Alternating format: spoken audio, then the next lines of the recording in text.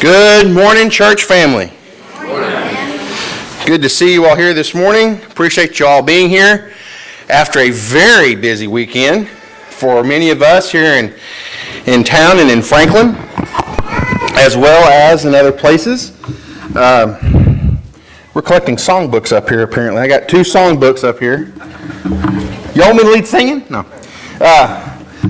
And a bulletin, so good. I'll just leave those here. Anyway, what a weekend we have had here in Franklin with football games and Feast of Sharing and Christmas parades and Santa Claus being here, and we had some of our members win a contest, and we're very glad for them and proud of them. Couldn't be happier for members of our church when they are a part of something that is successful, especially Clayton Swanky as he plays football for the Franklin Lions. And the Franklin Lions are advancing to the semifinals on the final. We're part of the Final Four, and we are so happy for them and grateful that we get to be a part of that. And we want to encourage all of our young men and all of our students in high school and junior high, no matter what sport we have. We want to make sure that we all give them props and say, keep going and keep doing and keep representing the church and what you do. Also, our neighbors over in Bremont are in the same situation. They are also advancing. So the Blan Tigers and Kellen Stewart, I don't know how he plays football. He's such a little guy. That's a joke. Playing football for them, and we're happy for them as well. We want to wish y'all luck and good luck, and hopefully everybody has this weekend especially. And so we're just a lot of things happening. I told me and Nick Johnson were talking. I came by and I caught Nick yawning, and I said, "Yeah, me too, Nick," because he and I both were doing chili and hot dogs last night and Frito pie and running around cutting up onions and stirring chili and handing out drinks while everybody else was over at the prison center. And I said that was the Saturday. It seemed like the Saturday that never ended, and it finally did for us at a certain amount of time. But it's glad to have you all here. It's a brand new week. This is the Lord's Day. Let's rejoice and be glad in it. And let's pray that the Lord will bless us in every way. Charles, I agree with you. I hope that this lesson is something that you will be able to take home today and use this week. We are wrapping up our series of lessons on discipleship.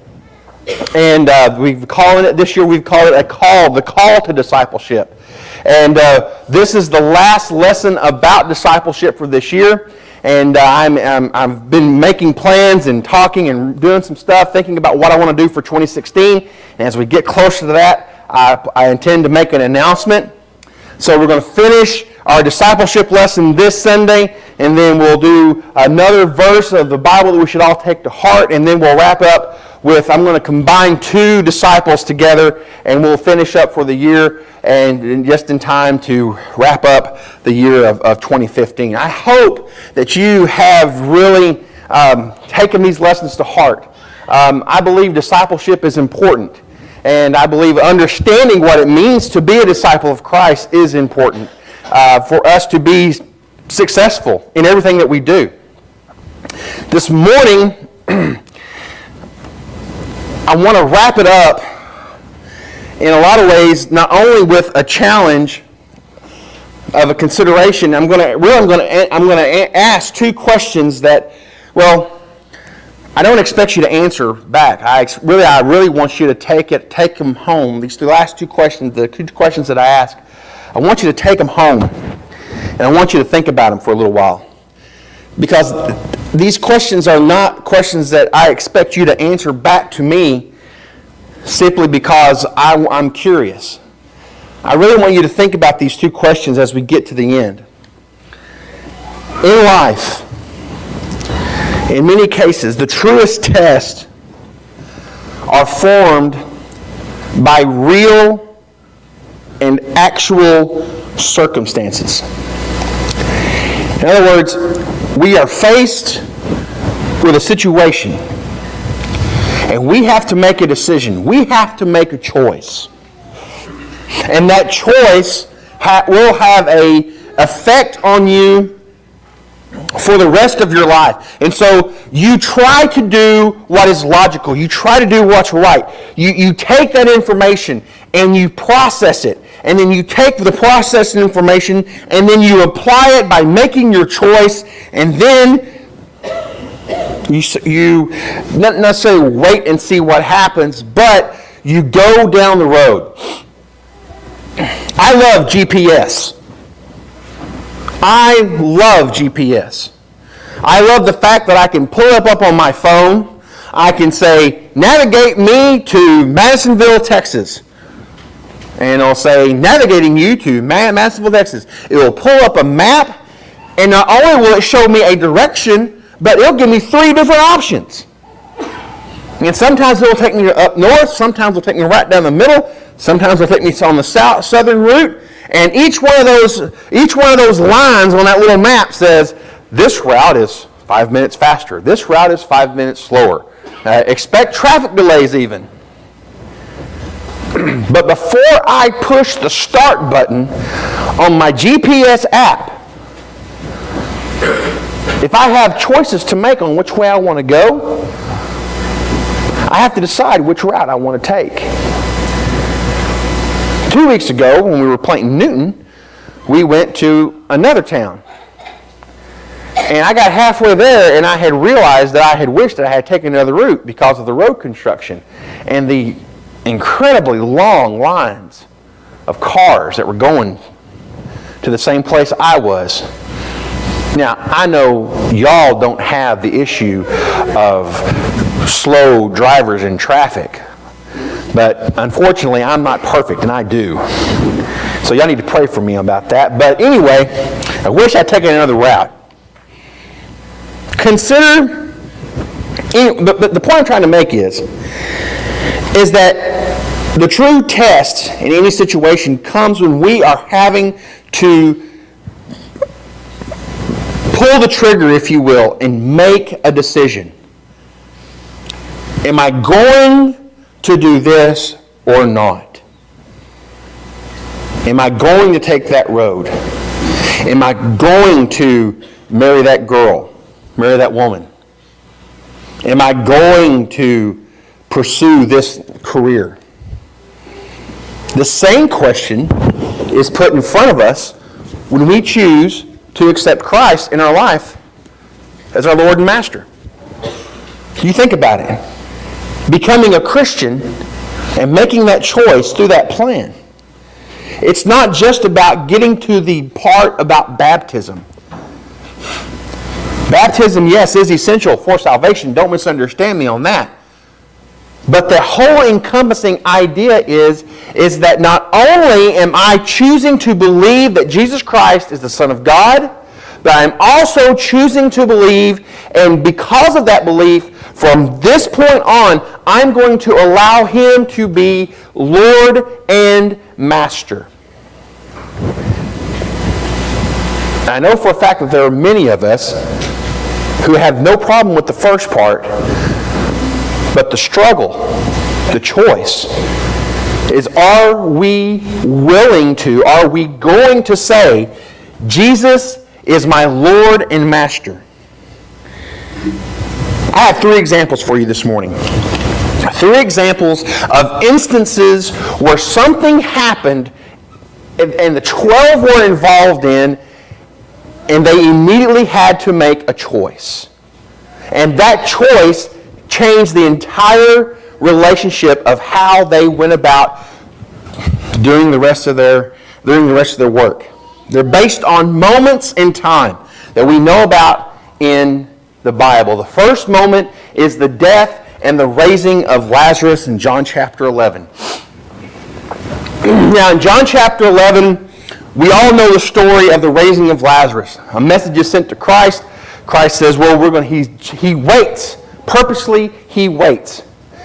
Now, in the first part of that chapter, we know that the Jewish people, the Jews, were wanting to stop Jesus. They had had enough of his teachings. They had had enough of his miracles. And they knew that if they did not put a stop to this man Jesus, that they were going to lose all the power that they had. They were going to lose total control of everything.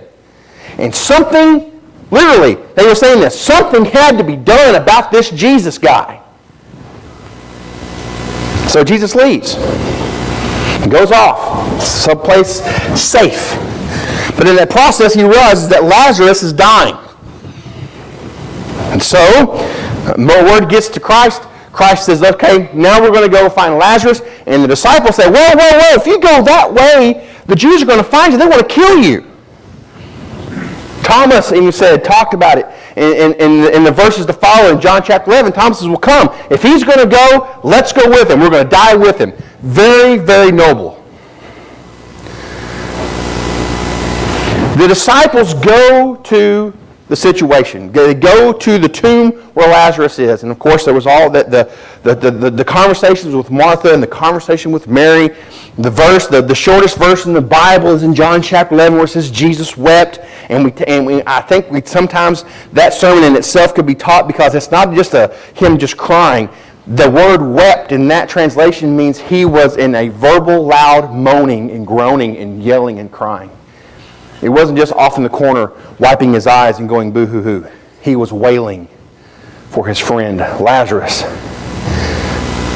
And all this time, the 12 are filing all this stuff in the back of their mind, and they're thinking, okay, it's good that we're here, and it's good that Jesus is doing all this stuff, but man, we gotta be watching.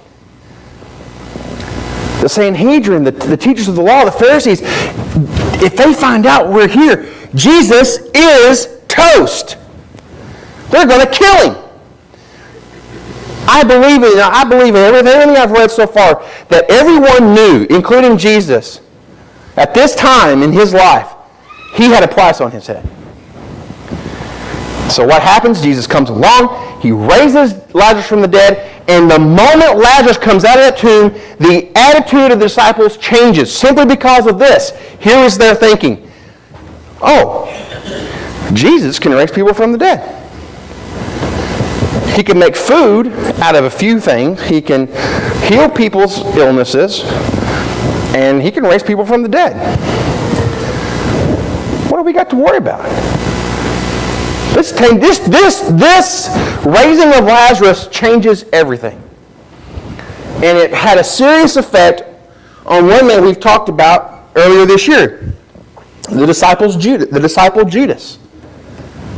Because I believe when Judas saw this event take place, Judas was there. Judas saw a win-win opportunity. Simply because he looked at this situation and Judas said, I can pay off my debt.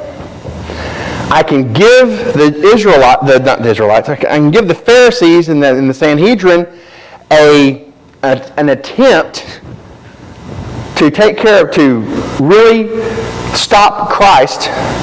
But after what I've seen now, they can't stop him because Jesus can raise himself from the dead. And Jesus, because of this attempt to stop him, will make his population, make him even more popular to the public. It's a win-win. Judas saw this as the opportunity of saying, this is where I can go, and this is how I can kill two birds with one stone. He made a choice. Made the wrong choice, but in the end, he made a choice. There are positive and there are negative reactions. Positive and negative reactions to this. Excuse me. Scott's not the only one who stopped up this morning. There's a positive and reactions to all of this. And those have an effect on the rest of the storyline. Judas's ambition was to get money. I do not believe, I know that in many amongst us, in our brotherhood, we have been taught, no, I don't want to say that. There's been a hidden rule. The hidden message is, the thing we don't talk about is it's okay to not like Judas. But the more I study, the more I realize Judas' ambition was to get money, not to hurt Christ. And that's verified by the fact that Jesus' life turned out for Judas to be more precious than money. Because what did he do? He tried to take the money back. He tried to take the money back. And in remorse, committed suicide. So we need to remember, the lesson we can always get out of this is that, one, it's not that it's... we need to remember that good is not produced by a disciple that does ungodly things. Good is not produced by a disciple that does ungodly things. Surrendering requires us to pick a master. That's why Jesus said you can't serve both, God and money. Sooner or later, you're going to have to make a choice. If we're going to be disciples of Christ, we are required to make a decision. We are required to make a choice. And we are wise to pick the master.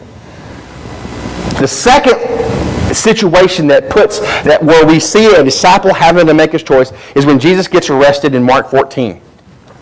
Colton did a really good job of reading that story, and we see the situation develop. Once again, we have Judas playing a part in this whole situation. He tells the guys, the man I kiss is the one you need to arrest. And so they lay their hands on Christ, they grab him, they're about to arrest him, and Peter draws a sword and starts swinging away. He thinks he's Zorro, and he turns off and he cuts off a guy's ear. And what does Jesus ask the Pharisees? Am I leading a rebellion? I've been in the temple all this time. You had opportunity to arrest me then. Why are you doing it now? But that choice that Peter makes to draw his sword, it wasn't a verbal thing. He just drew his sword out and grabbed it and started swinging. Peter was the leader. Peter was the man. Peter was the one who was one of the first ones chosen. He was the one to get everybody together. He was in that inner circle of disciples that they all talked about in the Bible. We've heard stories, we know the stories of what Peter and the things he'd done. Peter was willing to get out of the boat when Christ called him on the water. The other 11 were in there scared for their lives. Peter had the guts to step out when the Master called him. Yes, Peter is the apostle with the foot-shaped mouth. Probably regretted more things he said than not. But he at least was brave enough to stand up and say, I may look foolish, but I'm going to look foolish for Jesus. But Peter takes this action and makes a choice. Peter was more than willing to be true to his intention. Peter was willing to die fighting. Only if it was with some sword from Gethsemane, he was quite willing to take the death in his defense of Jesus. Peter, he even said to Christ, I'll die first if that happens. Before you go to the cross. Peter said, I will die for that. That's not going to happen. Because I'm Peter. Now, obviously he wasn't a skilled swordsman, because all he did was cut off a person's ear. However, you think about this. To be arrested and executed was not an honorable or a desirable way to die. However, though, Peter's thinking, dying for the sake of principle was. So, dying for the sake of principle was, so Peter, it was honorable so basically, I'm going to die because I'm going to fight defending the person that I care about. I have no doubt in my mind that Peter was a very sincere man. And Peter was a very serious man with his intentions. If you want to go back and read Matthew 26, 31 through 34. However, his sincere intentions was based on doing things his way and in a manner that was acceptable to him. The lesson we learn from this situation and the choices that we make to fully surrender to Christ is sincerity is not surrendering. Being sincere often allows me to still be in control.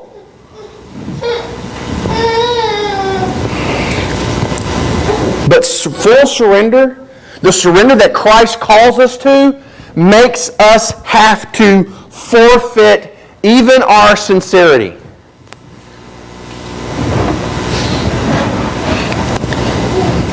Something to think about. The last one is Jesus praying in Gethsemane, Matthew 26. We all have read this story. We all know this prayer. Now, Blan, you're talking about Jesus here. You're not using another disciple. Well, no. If Christ is one of the great attributes of Jesus is that he is a teacher. And while he's not a disciple, the teacher has to reveal to the disciples the way of God. John 14:6. We will not pass this big choice. We will not be able to face this big question we won't do it by following Judas's example. Or when Jesus is betrayed. And we won't be able to make the right choice and understand full surrender by Peter's example when Jesus is being arrested. We can, though, understand the choice that we have to make in surrendering by following Christ's example in Gethsemane. Jesus, the human side of Jesus, he was not ready. He was prepared. But the responsibility for the death that was immediately going to be before him, I don't doubt he understood the consequences of the arrest. And I don't doubt he understood that arrest was going to happen. But how else can you put into context, Father, let this cup pass from me? He knew what he wanted. Jesus didn't want to die. The difference is he was willing to. He was willing to do, not just die, Jesus was willing to do what God wanted. Yet, it's not what I will, but as you say. Jesus surrendered to God's purpose. Jesus knew that God's purpose would not be fulfilled in a personal presence. They would have to be fulfilled by personal surrender.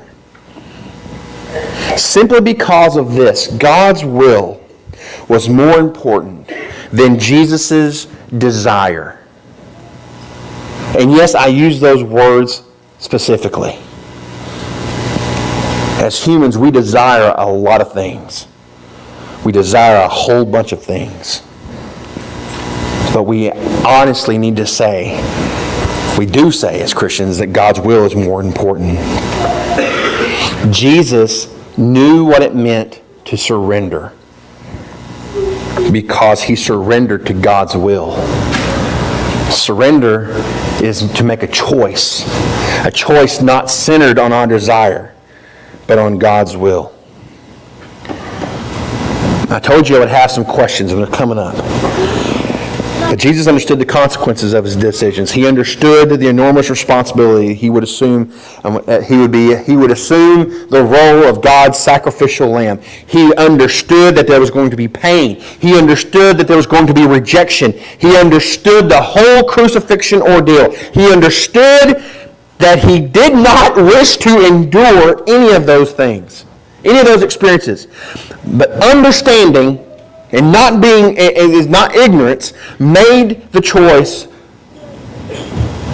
and he chose God's purpose. In understanding, not desire, he surrendered. Ultimately, God's purpose is where the best interest lay. And that occurred before the resurrection. Before the resurrection, there had to be a crucifixion. And so here are some things that I want you to go home with this morning. Why is it extremely difficult for any person? Why is it extremely difficult for any person to surrender to God? That's question number one. And then, I'm sorry, I had to get a little more closer to home. Why are moments of surrender to God's will difficult for you? Why? Why is it difficult for us to know that there's a moment in time where we have to surrender to God's will, and yet we lock our horns, we stand our ground, and we say, I want to be sincere. I do not want to surrender. Lord, let me just be sincere right now and not let me surrender. Yes, God, I want your help, but please let me have a say in how you're going to do it. I haven't been a Christian that long, but I know it doesn't work that way. I'm sorry. The greatest challenge of discipleship is not found in sincere intentions. The greatest challenge is to be found, in surrendering oneself to God's purpose when surrender is costly to being a disciple. Dietrich Bonhoeffer said it best. If you haven't read his book, The Cost of Discipleship, it's a fascinating read. Dietrich Bonhoeffer said, when Christ calls a man, he bids him to come and die. And he's talking about this verse in the Bible, Matthew 16, 24 through 26. When Jesus said to the disciples, if anyone would come after me, he must deny himself, take up his cross, and follow me. For whoever wants to save his life will lose it. But whoever loses his life for me will find it. What good will it be for a man if he gains the whole world and everything in it, yet forfeits his soul? Or what can a man give in exchange for his soul? I'd like to lead us up there for a little while we sing the invitation song. Today, every Sunday, we offer an invitation, and the invitation is for everyone. The invitation is a way for us as Christians to say, for one more week, I'm going to go out those doors and I'm going to live a life that Christ wants me to live so others can see Him and not me. The invitation is for those who want prayers, who want to visit with our leadership and get encouragement and to talk about any problems that we're having. We love nothing more than trying to help you solve problems, and we love nothing more than praying for you that the Lord will help you and help us help you. Mainly, but also the invitation is for those who decided today is the day. I believe in the Bible. I believe in Jesus Christ. I believe in everything that's been said and taught. I understand what I have to do. Today, not only do I want to claim that Jesus Christ is the Son of God, today I want to claim that I will allow Him to be the Lord and Master of my life. And we'll take that confession. We'll baptize you in the name of Jesus, and you'll walk out those doors a brand new Christian, full of the Holy Spirit, ready to serve your Lord and Master. Whatever you need is this morning, please come forward as we stand and as we sing.